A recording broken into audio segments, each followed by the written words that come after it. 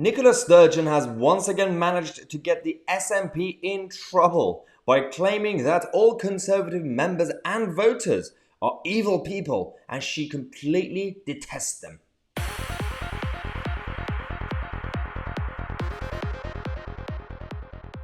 Hello everybody, welcome to the first video of the day. As usual, we're going to come to you guys every half an hour throughout the whole day with a number of updates from the country and the outside world. Now, let's talk about Nicola again, as if we haven't really talked about Sturgeon a lot on the channel over the last couple of days. She's done it again. So, as you might have noticed a couple of days ago when she was being interviewed by Laura Kuenssberg, and we reported on the channel about that interview anyway, but there was a bit of a backlash because during the interview, she essentially said, and I know that some people say, well, it's out of context, but this is the true belief from inside the SNP people.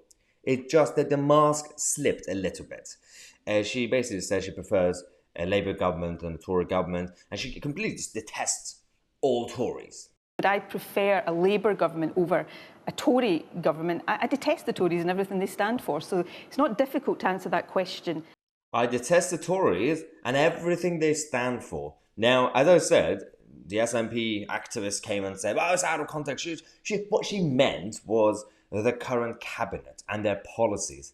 No, because we know exactly what the true belief is when it comes to people like Nicola Sturgeon and all the Scott Nats. This is the true vision of the Scottish isolationist movement, that not only all Conservative, not just members, but voters, because this country, when you have political parties, the people who vote for the parties are basically in the same category, if you hear from the socialist side, but they also dislike and detest English people. You know that. You know they do.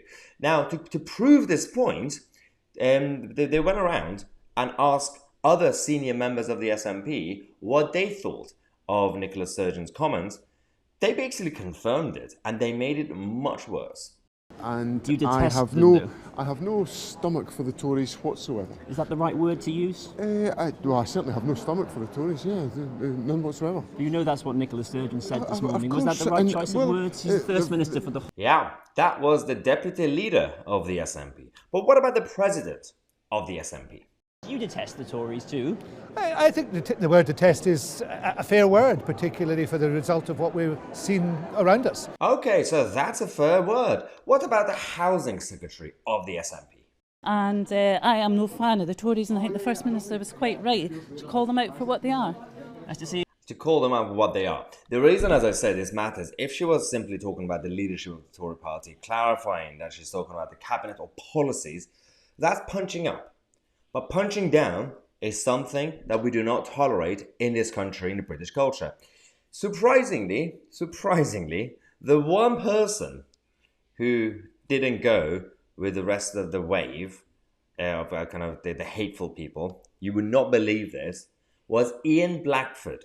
Ian Blackford, the leader of the SNP in Westminster, was the most reasonable one and was the nicest guy. When he was asked this question, he said, no.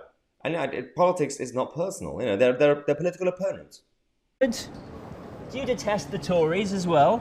No, I see them as a political opponent, and that was a no.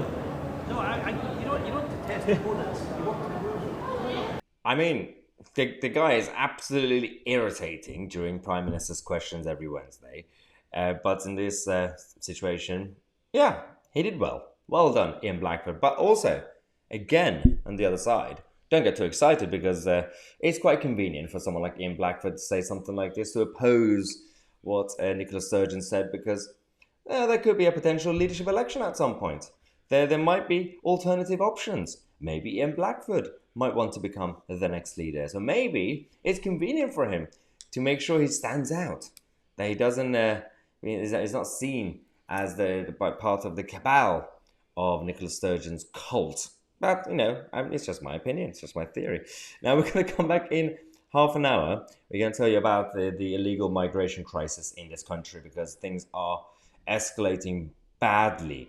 The people who are economic migrants or illegally entering the country are undermining genuine asylum seekers, especially those from countries like Iran. Subscribe to the channel. I'm Tousi, and we are the media.